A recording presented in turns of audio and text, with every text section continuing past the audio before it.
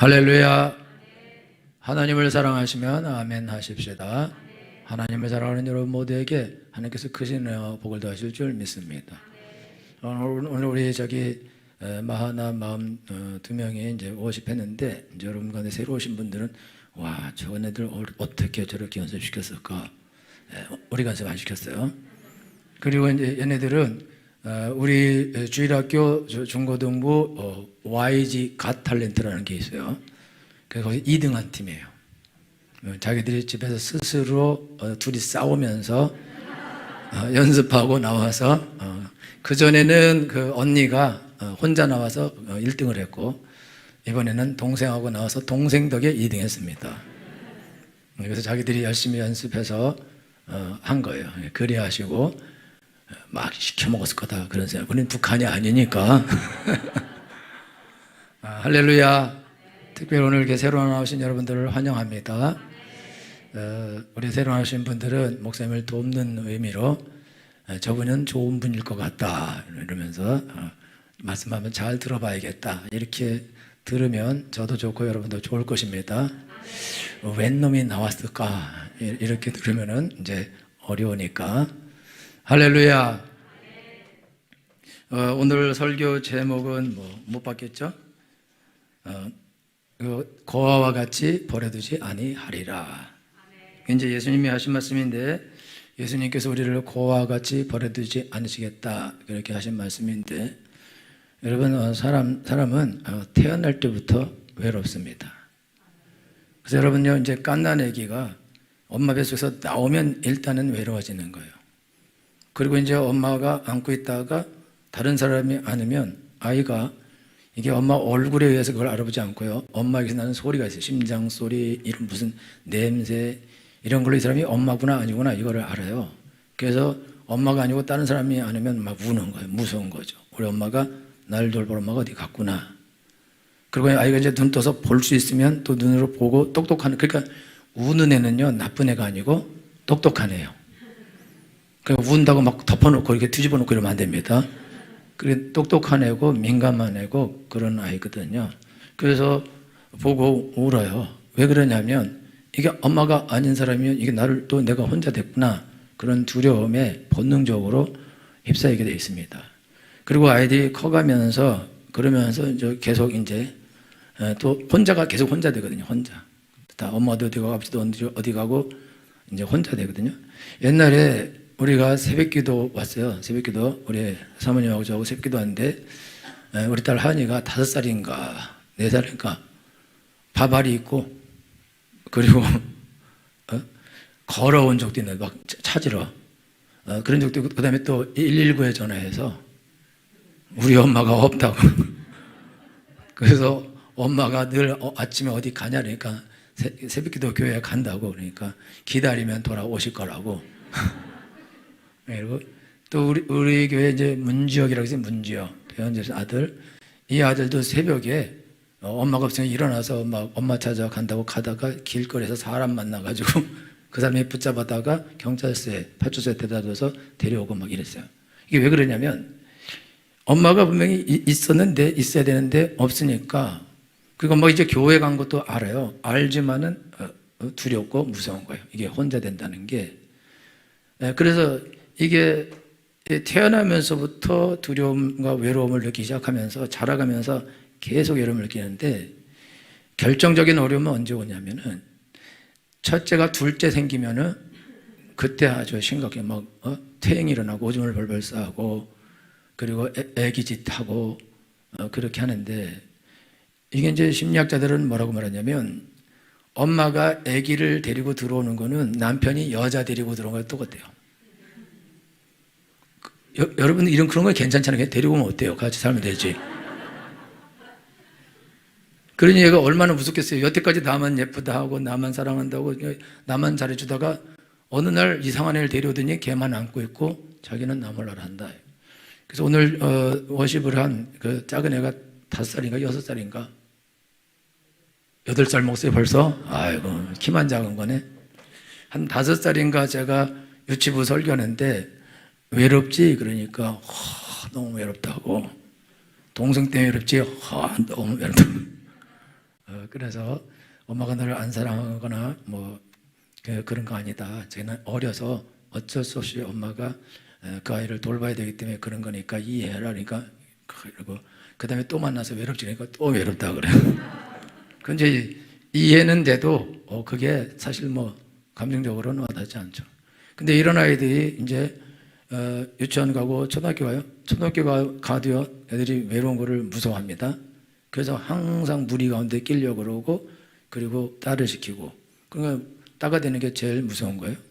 그러면 이거는 초등학교 때도 무섭지만 중학교 가면 더 무섭습니다. 이게 혼자 되면 혼자 밥 먹고 이것처럼 무서운 것이 없는 거예요. 근데 고등학생 때요 더 무섭죠. 그러니까 전부 다 어떻게 해서든지 누군가와 같이 있어서 외롭게 되지 않으려고 애를 쓰는데 그는 대학을 가도 마찬가지고 시집을 가고 장가를 가도 마찬가지고 직장을 다녀도 마찬가지입니다. 한국 사람 중에 30%가 어려운 일을 만났을 때 진짜 나를 도와줄 사람이 내가 믿고 의지할 사람이 하나도 없다.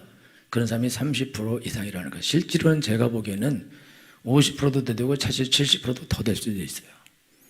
여러분이 엄청나게 심각한 어려운 일을 만났을 때 부모도 못 도와줄 때가 있습니다. 당연히 자녀들이 못 도와주죠. 형제들 못 도와줍니다. 그 누구도 도울 수 없어요. 왜냐하면 부모도 감당할 수 없고 형제도 감당할 수 없고 자녀도 감당할 수 없는 그 어려움이 오거든요. 그리고 무슨 재정적인 어려움이나 이런 것들은 어떻게 해서 할 수 있지만 이 사람이 심리적으로 우울이 와서 그냥 자꾸 자살하려고 그러고 죽으려고 그러고 그런데 그 사람에게 마음에 온 이게 우울함을 다른 사람들이 괜찮아 다 괜찮은 거야 그러지 마 다 안전해 괜찮아 이렇게 말을 한다 해서 그래서 이 사람이 위로를 받고 그 우울함이 없어지는가? 그거 없어지지 않거든요. 그리고 이런 것들은 도울 수가 없는 거예요. 돕고 싶어도 도울 수 없다. 왜냐하면 저 사람 안에서 일어나는 일이기 때문에 그거를 여러분 사실 의사들도 잘 돕지 못합니다. 너무너무 어려운 거다 이거예요.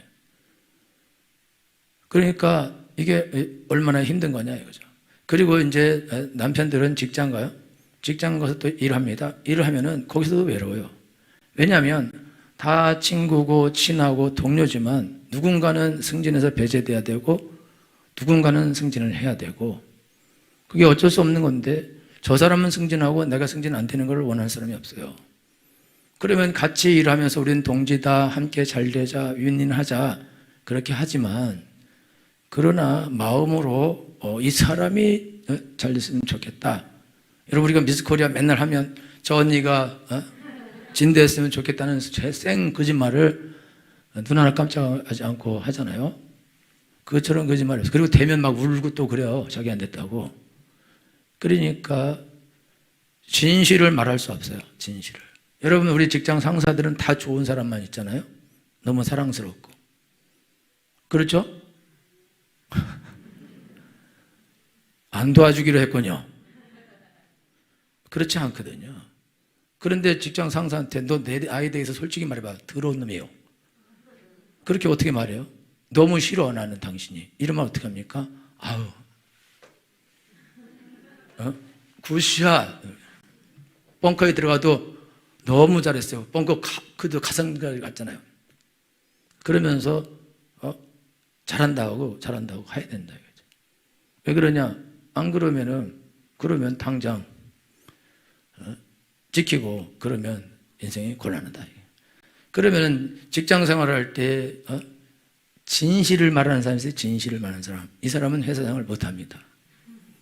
진실을 말했어요. 진실을 너 싫다 이런 진실. 부장 저 죽여야 된다 진실. 이런 진실. 그럼 말했으면 그 진실은 돌아서 바로 나한테까지 들어와요. 그러니까 이게 정직하게 살려고 그러고 진실되게 살려고 그러면 또 어렵다 이거죠.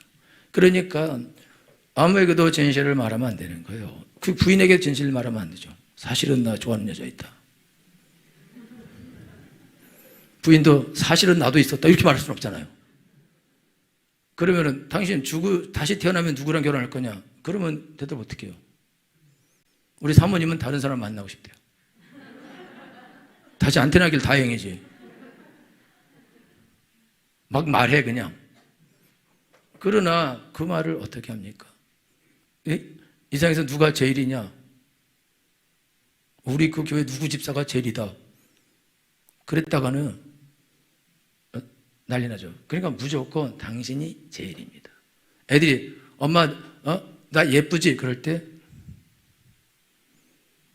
그걸 안 예쁘다 할 수 있겠어요? 안 예쁘다. 우리 사모님 맨날 엘리베이터 타면 얘기하지 말라 그랬는데 너 저번에 예쁘지 않아요? 그래서 내가 예쁘다. 그래. 예쁘다. 예쁘다 해야잖아요. 그죠? 안 하려고요? 어려워요. 인생이 고롭다고. 실제로 예뻐요.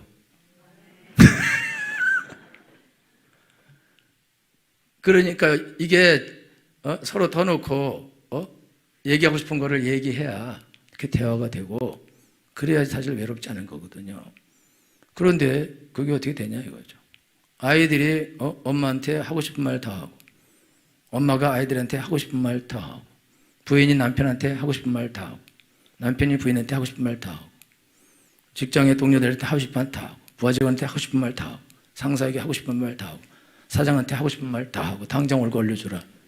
그걸 다 하고 어떻게 삽니까? 못 산다고.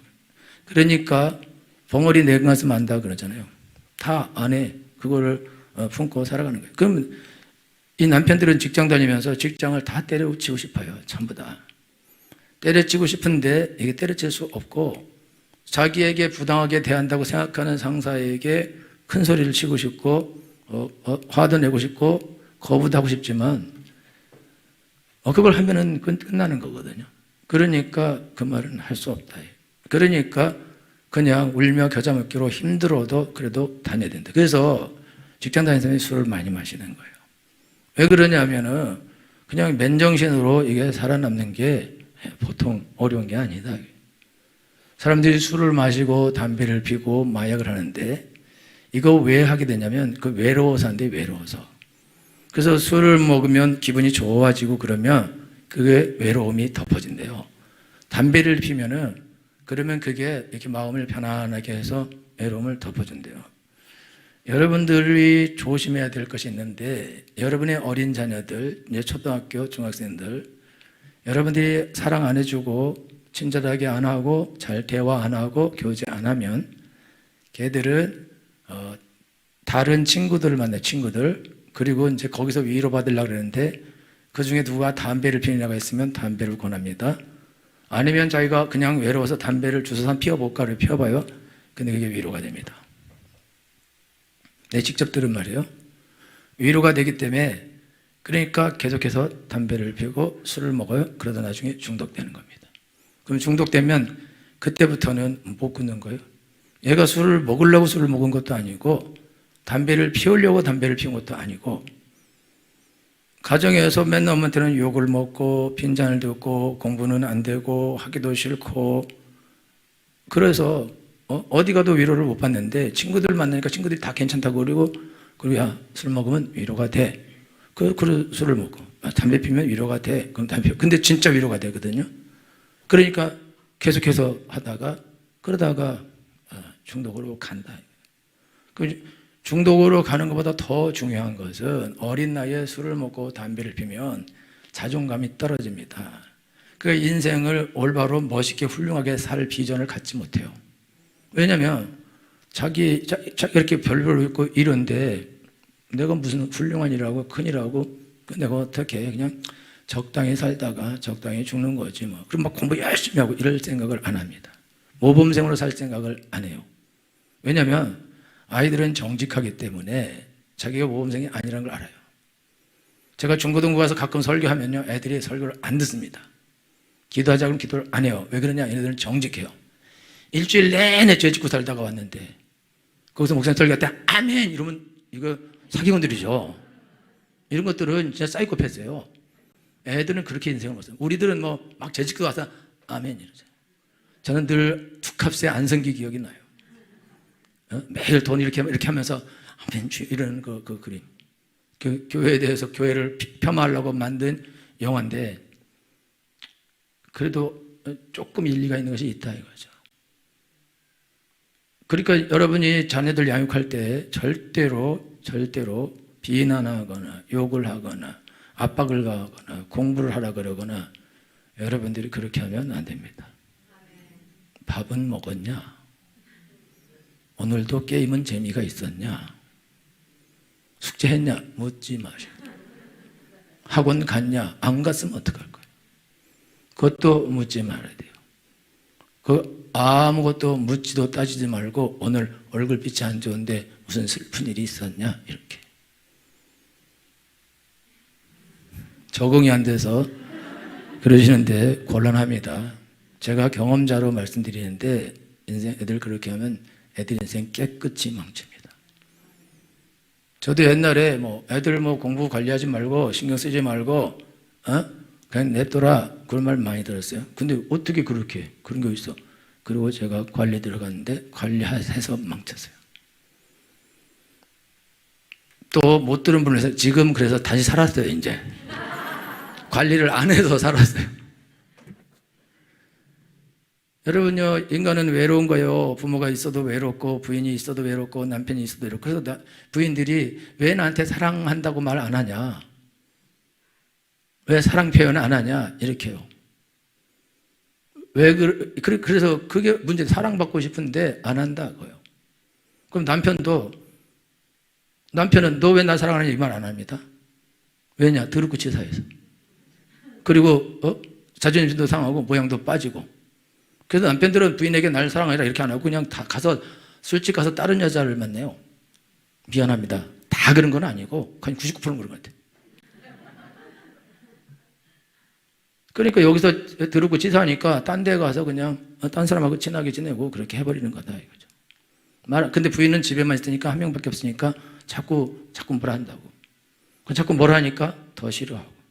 그래서 이제 문제가 발생하는 건데 이게 전부 다 외롭기 때문에 나를 안 외롭게 해주라. 근데 여러분요, 저 사람도 외로운데 그리고 저 사람이 남들을 안 외롭게 하는 방법을 몰라요. 여러분 철학자들이 이 땅에서 모든 사람은 그냥 다 외롭게 살아야 된대. 그냥 운명이라니 하고 살래요. 외로움을 해결할 수 있는 방법이 없다는 거예요. 그래서 여러분 이 볼테르라는 사람이 있는데 이 볼테르 이 사람은 무신론자면서 기독교를 엄청나게 핍박한 사람입니다. 그래서 이 사람은 나는 신 없이도 잘 살 수 있어. 나는 행복하게 살 수 있어. 이렇게 말하는 사람이에요. 그러면서 성경은 앞으로 100년 안에 깨끗이 없어진다. 그렇게 말하는, 기독교 싹 사라진다. 그렇게 말하는 사람이거든요. 근데 그 집이 나중에 성경 만드는 인쇄소가 됩니다. 훌륭하죠? 그분이 뭐라 그랬냐면 우리가 홀로 외로 있을 때는 당당한 자부심 따위는 그림자도 없이 사라진다. 그러니까 자기가 나는 잘 살 수 있어. 그런데 나중에 홀로 외로워지는 거예요. 그러면 그런 당당함은 깨끗이 사라진다는 거예요. 여러분 죄송하지만 여러분들이 요양원에 혼자 나중에 있게 될 때 여러분들이 외로움 앞에 당당하게 누가 설 수 있습니까? 누가 설 수 있어요? 그리고 여러분 죽음 앞에 혼자 죽음을 맞이할 때 누가 그 죽음을 당당하고 담대하게 그거를 맞이할 수 있냐 이거죠. 그거를 맞이할 수 있는 사람은 없습니다. 사람은 늙어갈수록 더 외로워지게 되어 있습니다. 이거를 피할 수가 없어요. 젊고 힘있고 능력 있을 때는 내가 뭔가를 하고 뭔가를 성취하고 뭔가 내일 나아질 것이고 모레 더 나아지고 내년에 더 나아지고 이렇게 되고 저렇게 해서 집도 사고 땅도 사고 뭣도 사고 뭣도 하고 저것도 하고 돈도 벌고 돈도 모으고 이렇게 되면 그러면 내 삶은 좀 더 안전해질 것이다. 외로움이 덜해질 것이다. 여러분 심리학자들이 사람들이 술 먹고 담배 피우고 마약을 하는 것이 위로받기 위함인 것처럼 돈을 버는 것도 위로를 받기 위함이라고 말하고 있습니다. 그래서 돈이 벌어지면 위로가 된다는 거예요. 그런데 중요한 거는 이거는 마약같이 순간적이라는 거예요. 그러니까 벌면 더 벌어야 되고 벌면 더 벌어야 되고 벌면 더 벌어야 돼요. 그러다가 못 버는 날이 오겠죠. 말아먹는 날이 옵니다. 엄청난 우울로 들어가게 되어 있습니다. 그래서 젊을 때는 자기 힘 가지고 열심히 일하고 이것도 하고 저것도 하고 막 하다가 그러다가 어느 순간 퇴사하세요. 그러면 그때 이제 인생이 무너지는 거죠. 사업이 막 잘 나가고 잘 되다 어느 날 갑자기 나의 의도와 나의 잘못에 관계없이 다른 데서 부도가 나서 올라와서 그냥 맞아서 쓰러져요?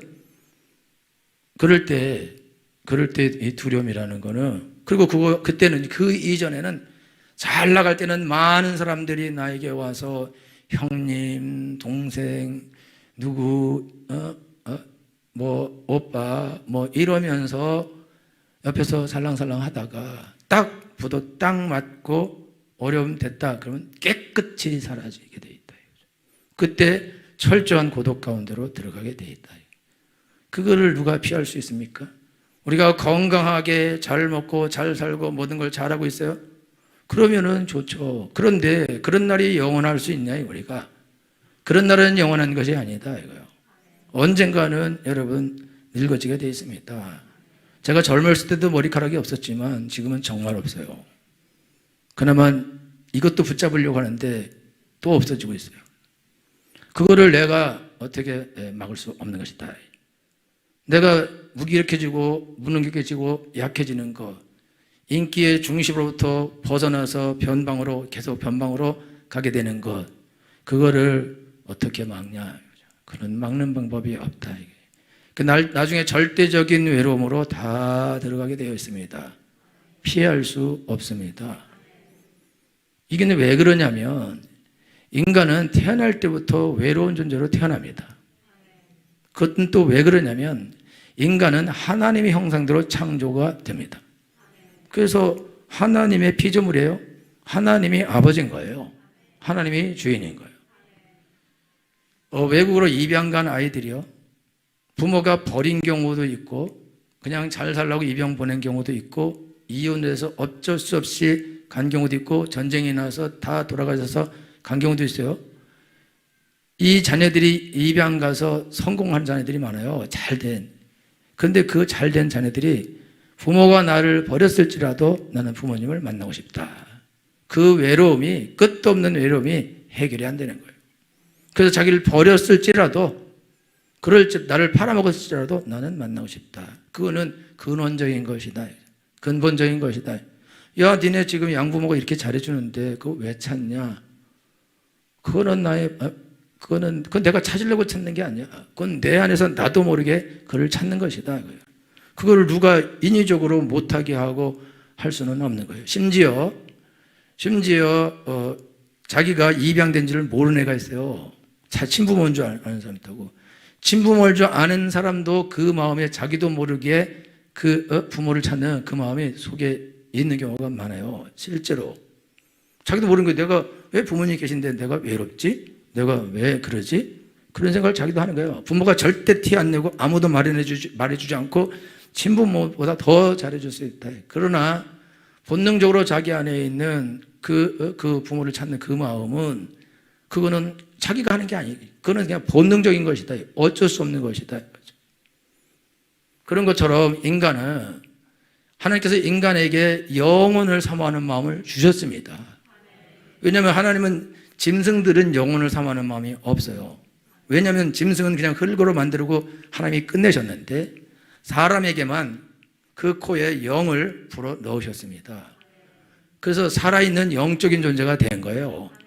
하나님이 숨을 불어넣으신 것은, 그거는 영을 불어넣을 때 했는데, 그 영이란 단어하고 성령이란 단어하고 똑같은 단어를 써요. 같은 단어라고. 영을 불어넣으신 거예요. 하나님의 일부가 되게 하신 거예요. 하나님의 백성이 되게 하신 거예요. 그렇기 때문에 인간은 하나님을 찾을 수밖에 없는 그 기능을 가지고 있어요. 우리가 밥을 아무리 먹어도 우리의 정신은 절대로 행복하지 않아요. 우리가 좋은 음악을 아무리 들어도 밥 안 먹으면 배가 고픈 거예요. 그런 것처럼 우리의 영혼은 하나님을 만나지 못하면 영원토록 배고픈 것입니다. 사람들은 부인이 나한테 잘 안 해줘서 내가 외롭다고 생각하고, 아이들은 엄마가 나한테 잘 안 해줘서 외롭다 그러고, 또 뭐 사람들이 나한테 뭐 잘 안 해줘서 외롭다 생각하는데, 이 땅에는 절대 이타적으로 다른 사람을 위해서 사는 사람이 없습니다. 부모님도 자기 살기 어려우면 자녀들을 어쩔 수 없이 버려야 되는 거예요. 너무너무 사랑하지만 눈물을 흘리면서 버려야 되는 거예요. 그건 원하는 바가 아닌 거예요. 자기가 죽게 생기면 어쩔 수 없는 것이다. 그래서 부모들이 전쟁 났을 때, 총이 날아올 때 자기가 아이를 품고 죽는 엄마도 있지만 아이를 올리고 죽는 엄마도 있는 거예요. 무서운 거죠. 자기도 모르는 거죠. 이 땅에서 나를 진짜로 헌신적으로 희생적으로 살아갈 수 있는 사람은 엄마 아버지밖에 없습니다. 근데 엄마 아버지도 그렇게 못할 수가 있다 이거예요. 그러니까 이 땅에는 그 어느 누구도 나를 진정으로 외롭지 않게 할 수 있는 사람은 이 땅에는 없어요. 근데 사람들이 이 땅에서 그런 사람을 찾는 거예요. 그래서 그런 사람이 없죠. 그래서 미안하지만 여자분들이 바람을 피고 남자분들이 바람을 피는 거예요. 그리고 술을 먹고 마약을 하는 거하고 똑같은 겁니다. 왜냐하면 지금 사는 게 이 사람이 나한테 잘 안 해주기 때문에 내가 외롭다 생각하거든요.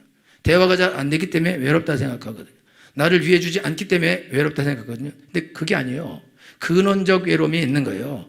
부인이 아무리 잘해주고 남편이 아무리 잘해주고 부모가 아무리 잘해도 외로운 게 있을 수밖에 없습니다. 그게 인간이다. 그거는 끊을 수 없는 것이다. 그래서 버트란트 러셀이라는 사람이 있어요.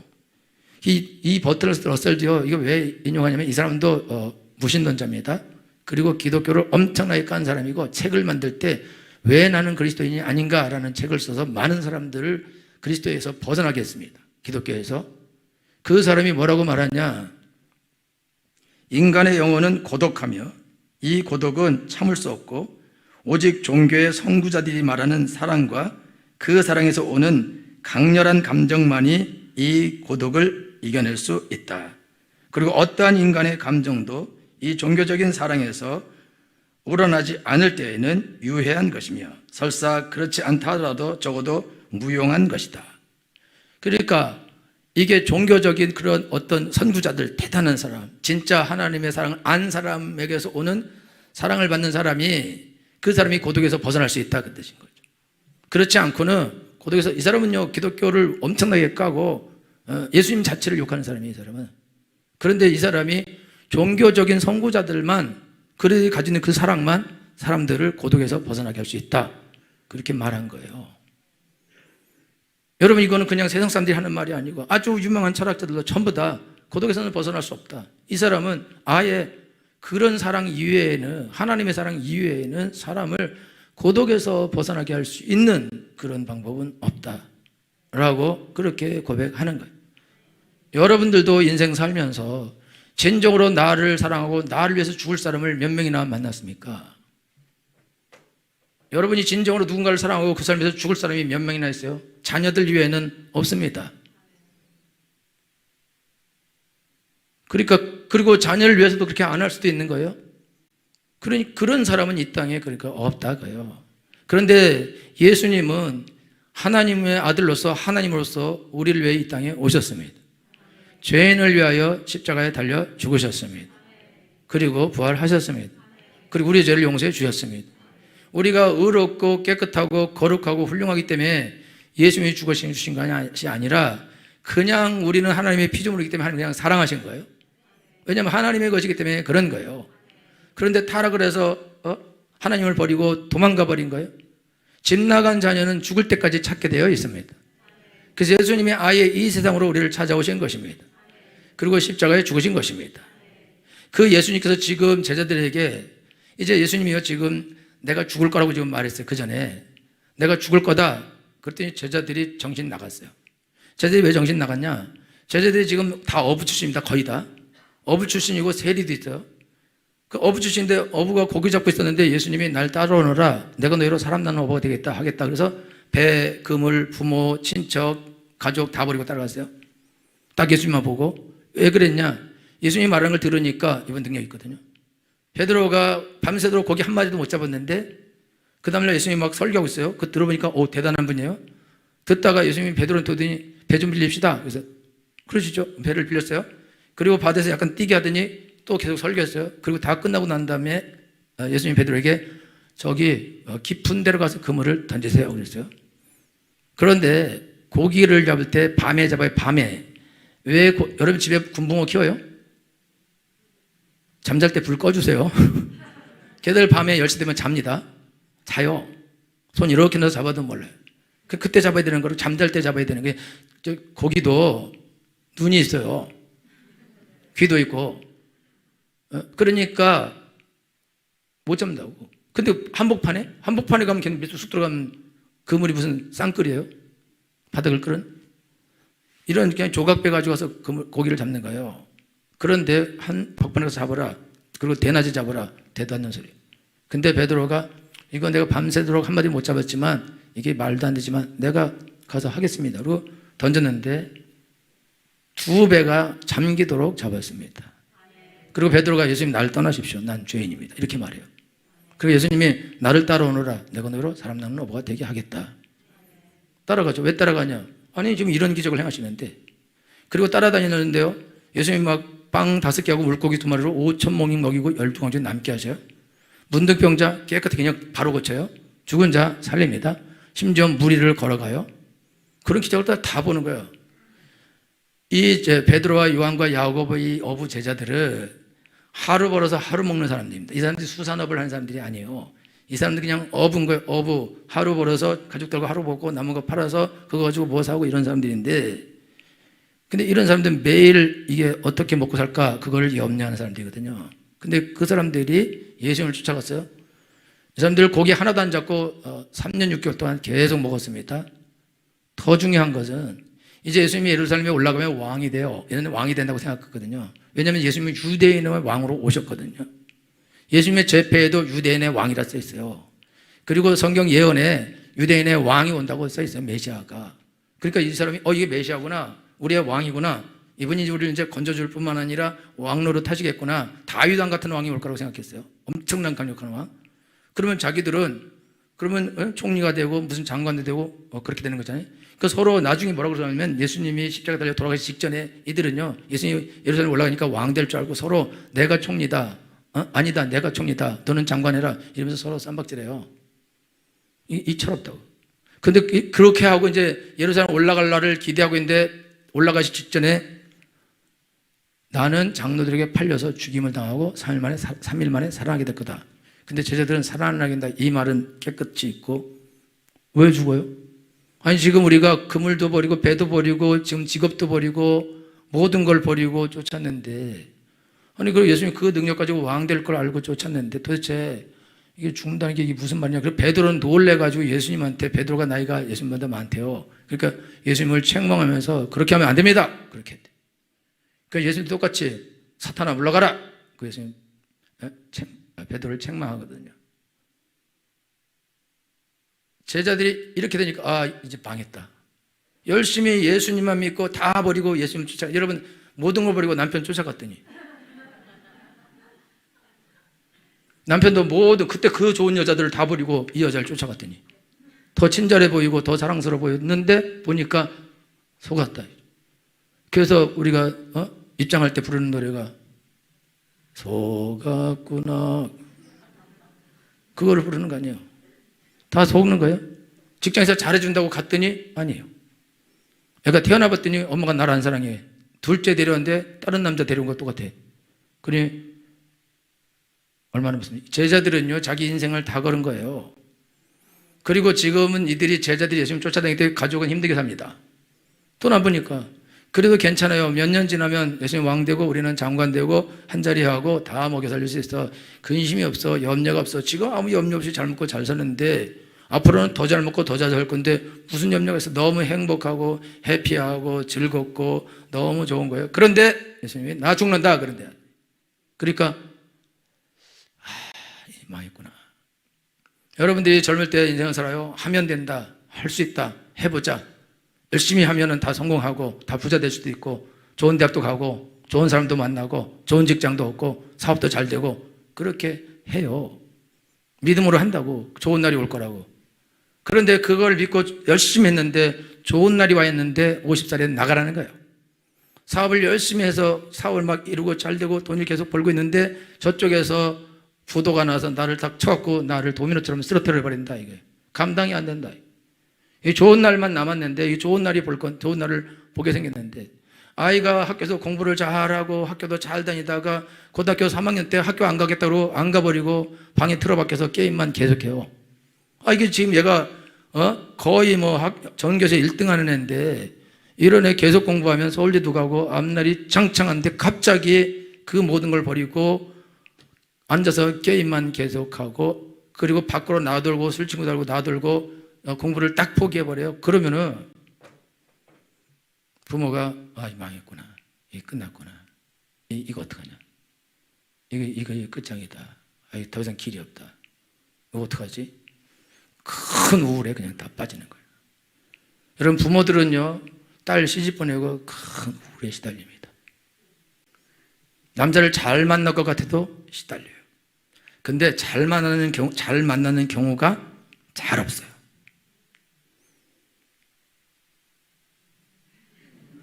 그러면 며느리는 잘 만나는 경우 잘 없어요. 왜 그러냐? 몰라요. 그러니 이게 시집만 가면, 장가만 가면 이제 잘 살고 더 행복하고 잘 될 건데 매일 싸우고 집에 오고 전화하고 눈탱이가 밤탱이 돼서 오고, 이런 말씀 안 되는데 눈이 시퍼래서 오고 그렇게 한다 이거예요.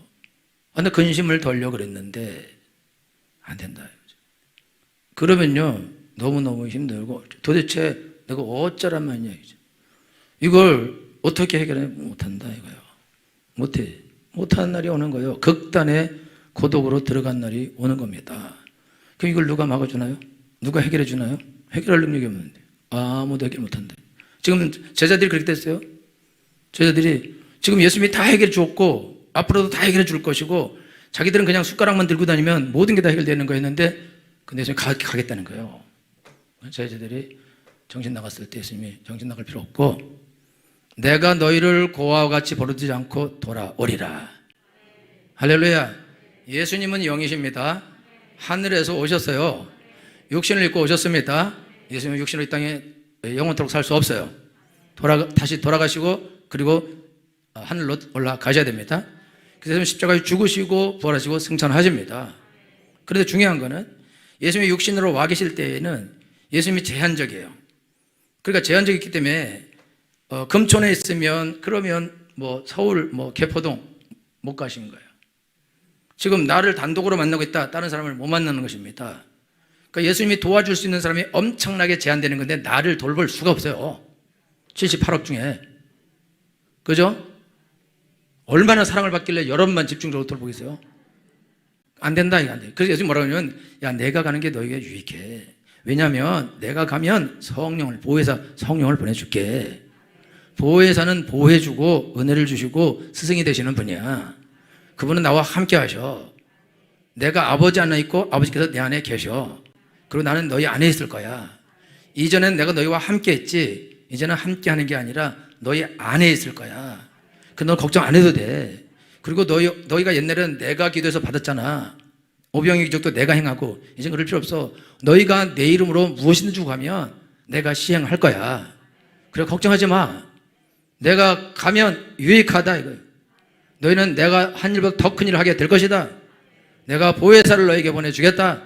고아와 같이 버려두지 않겠다. 그 날에는, 너희가 성령을 받는 날에는 내가 아버지 안에, 아버지께서 내 안에, 너희가 내 안에 있는 것을 너희가 알게 되리라. 경험하게 되리라. 제자들 예수님 돌아가실 때 너무너무 두렵고 떨리고 무섭고 그랬어요. 그래서 진짜 돌아가실 때 다 도망가 버렸어요. 그리고 죽으시고 부활하시고 나타나셔서 다시 예수님 만나고 제자들이 성령 충만 받고 난 다음에는 한 명도 도망가지 않고 11명이 다 순교합니다. 왜냐하면 이제 하나님을 만났기 때문입니다. 그리고 그분이 이제 그들 안에 계시기 때문입니다. 고아와 같이 버려두지 않으시기 때문입니다. 할렐루야. 하나님은 영이십니다. 눈에 보이지 않으십니다. 2000년 전에 계셨던 육신이 오셨던 그분은 영으로 함께 하십니다. 우리를 고아와 같이 버려두지 아니하고 우리에게 오십니다. 그분을 찾는 분 안에 들어가십니다. 영접하는 자고 그 이름을 믿는 자들에게는 하나님의 자녀가 되는 권세를 주셨으니, 할렐루야. 우리가 예수님을 영접하게 되면 예수님 내 안에 들어오십니다. 그리고 나의 주인이 되십니다. 하나님은 나의 아버지가 되십니다. 나는 더 이상 고아가 아닙니다. 내가 심각한 아무도 나를 도울 수 없는 문제 앞에 당했을 때, 여러분, 하나님께서 하나님, 이제 아무도 도울 수 없는 문제가 나에게 왔습니다. 하나님밖에는 없습니다. 그때 몰라 라고 하시지 않습니다. 그래? 그럴 줄 알았다. 네가 나에게 올 줄 알았다. 내가 해결해 주겠다. 할렐루야. 너는 이제 고아가 아니야. 너는 이제 아버지가 있어. 네가 이 모든 문제 해결할 필요가 없어. 내가 해결해 줄게. 내가 도와줄게. 두려워 말고 믿기만 해. 그러면 영광을 보게 될 거야.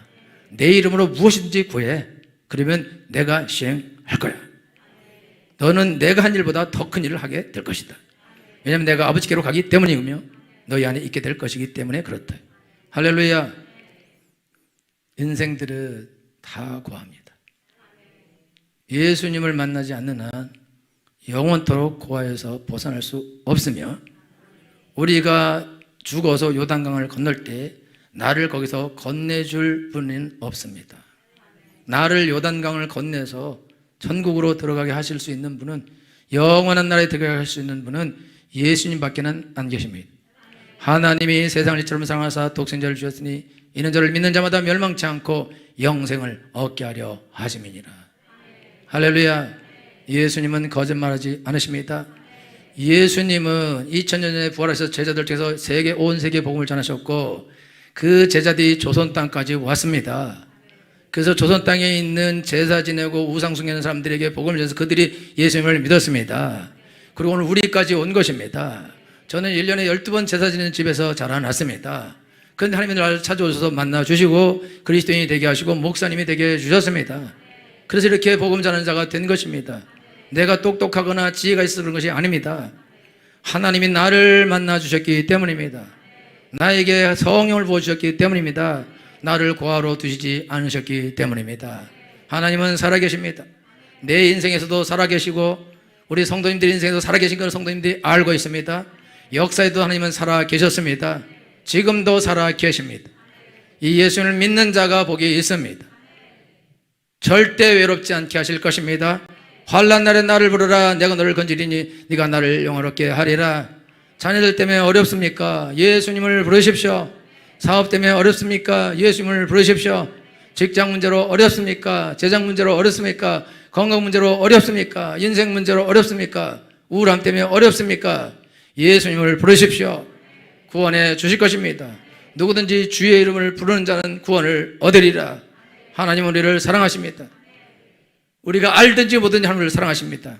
지난번에 말씀드린 것처럼 우리는 부모의 사랑을 알지 못합니다. 부모가 얼마나 희생적으로 나를 사랑했는지 절대로 알지 못합니다. 그 사랑은 알 수 없는 거예요. 그런데 하나님의 사랑은 더 커서 알 수 없습니다. 그러나 사랑하십니다. 부모의 사랑을 모른다 해서 사랑이 없는 것이 아닙니다. 여러분, 그 사랑을 알게 되기 위해서 축원합니다. 예수님께 가서 예수를 영접하게 되면 그 사랑을 알게 될 것입니다. 예수님께 여러분의 어려움을 부탁하면 그 사랑을 알게 될 것입니다. 환난 아래 예수님을 부르면 그 사랑을 알게 될 것입니다. 그래 넘치겠습니다. 축원합니다.